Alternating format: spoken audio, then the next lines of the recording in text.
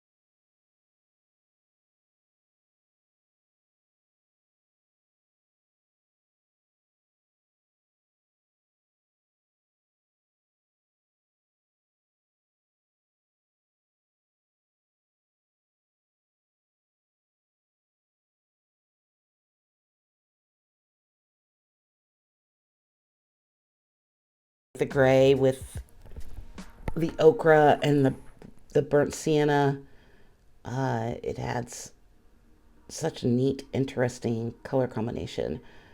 I'm really liking this palette. I did a test earlier of mark making, which I'll post a speed video of later today, and you can check that one out too.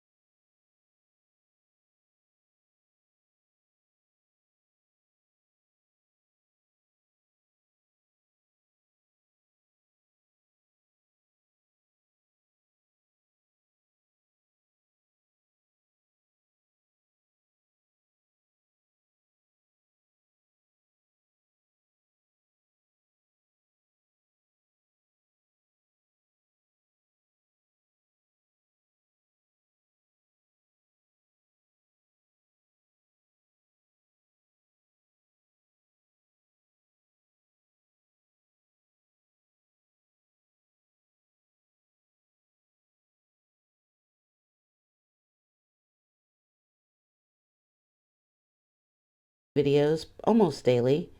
So check back, hit that notification bell so you don't miss one. Here's what it looks like without the tape, and I'm going to put a mat over it so you can see what it might look like framed. Have a good day. Bye.